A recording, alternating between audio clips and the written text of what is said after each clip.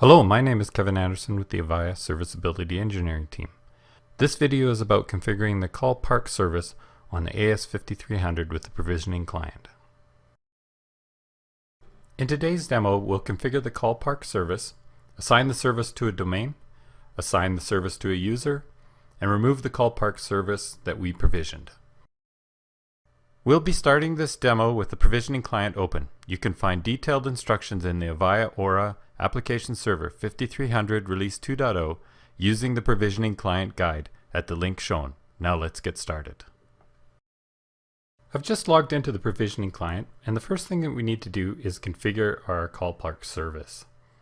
So we'll click on Services, Call Routing, Call Park, and this opens our call park service applet. From here we can configure the call park services. If we wanted to change the system default, we could just highlight the system default, and then we can see the system default settings. So auto retrieve park calls is set, and the auto retrieve timer is 60 seconds. Seems kind of short, but this is the default. For this demo, we're going to be doing a custom setting, so I'm going to just go back to the home here. And we'll enter a name for our profile. I'm just going to call it Kevin Testing. And I'm going to set the auto retrieve park calls to yes. And I'm going to make it 300 seconds. And then we click Save, and this will add it to our profile list. And we can see that the call park profile was saved successfully, and we can also see it down here in our list.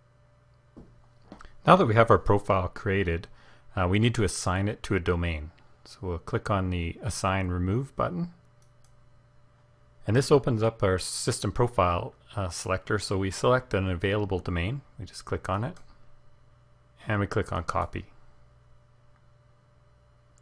And now our profile will be applied to this domain, and we hit Save. And we get a message telling us that the call park profile was applied to the domain and saved successfully.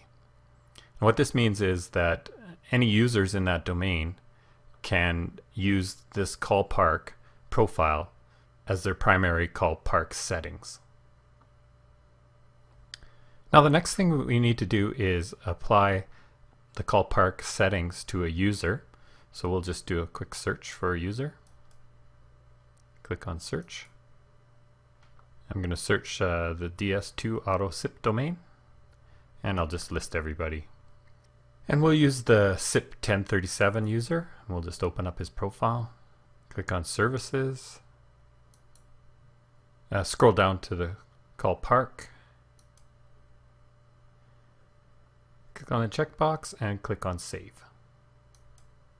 And the changes are saved, and we get a message telling us that we need to apply the specific service profile to the user in order for the service to take effect.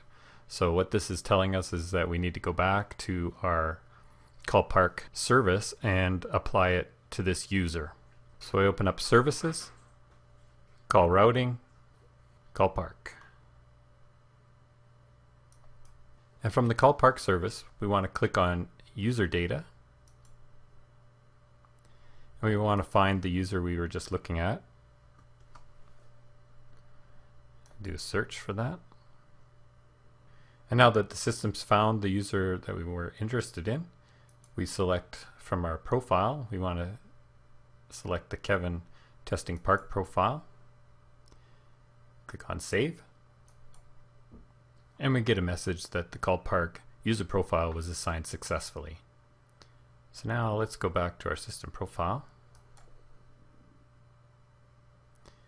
And we'll just take a look at the users associated with this profile.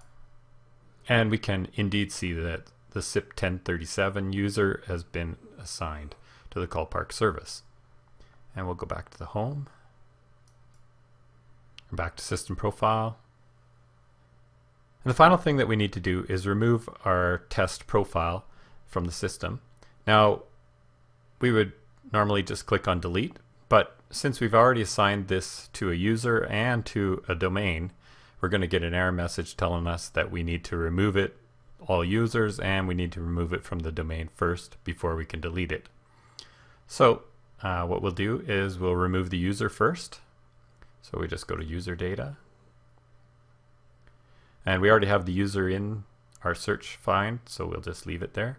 And we have the Kevin testing park list in our system profile, and we just click on delete. As always, this is service affecting, so we have to confirm with the admin password. And we get a message telling us that the call park user profile was unassigned successfully.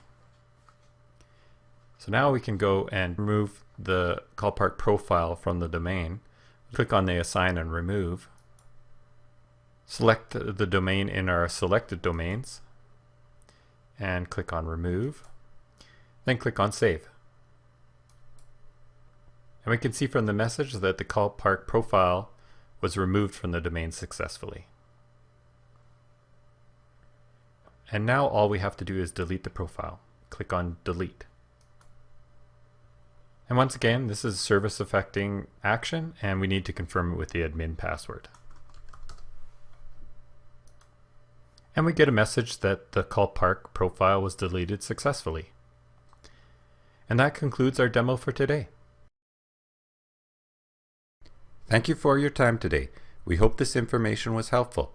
We welcome your comments, questions, and feedback at mentor@avaya.com or on Twitter @AvayaMentor. Thank you for choosing Avaya.